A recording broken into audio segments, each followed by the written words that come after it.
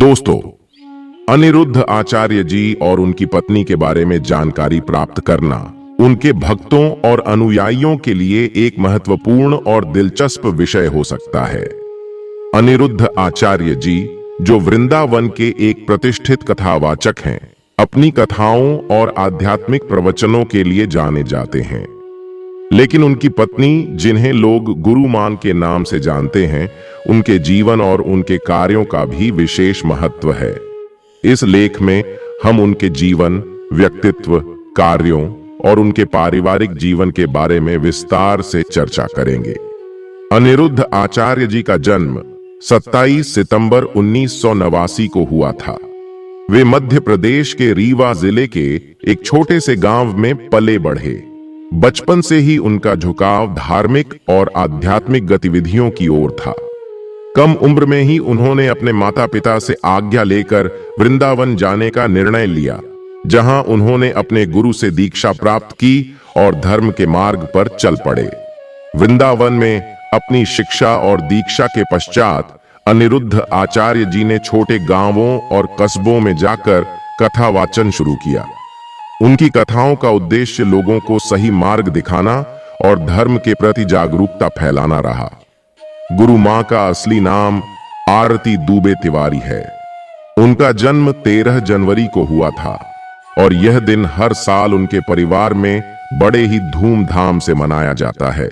जब गुरु मां की शादी हुई तब वे केवल 12वीं कक्षा में थीं, लेकिन अनिरुद्ध आचार्य जी ने उनकी शिक्षा को जारी रखने में पूरा सहयोग दिया और वर्तमान में गुरु मां पीएचडी कर रही हैं।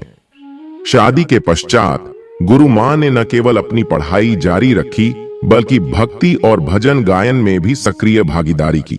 वे एक कुशल भजन गायिका हैं और उनके भजन भक्तों के बीच काफी लोकप्रिय हैं। गुरु मां का परिवार बहुत ही सामान्य और स्नेहपूर्ण है। उनके सास का नाम छाया तिवारी है और उनके ससुर अवधेश नंद महाराज जी भी एक प्रतिष्ठित कथावाचक हैं। गुरु मां और अनिरुद्ध आचार्य जी के 2 पुत्र हैं। बड़े पुत्र का नाम ओम है और छोटे पुत्र का नाम शिव है। दोनों ही बच्चे अभी स्कूली शिक्षा प्राप्त कर रहे हैं।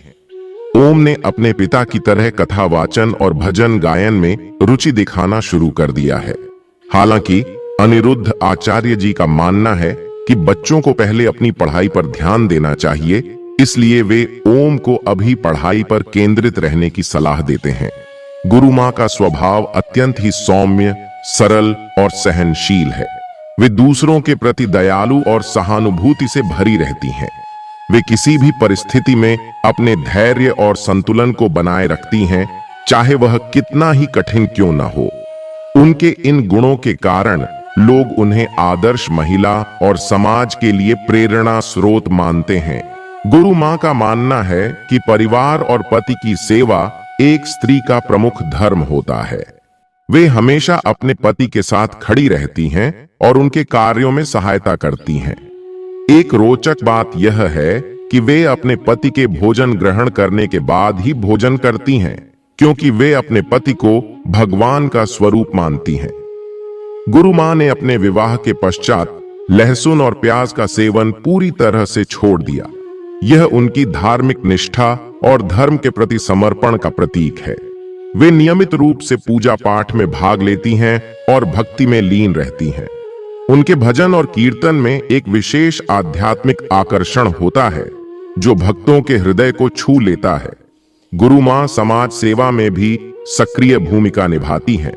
वे विभिन्न सामाजिक कार्यों में हिस्सा लेती हैं, विशेषकर गरीब और जरूरतमंद लोगों की मदद करने में।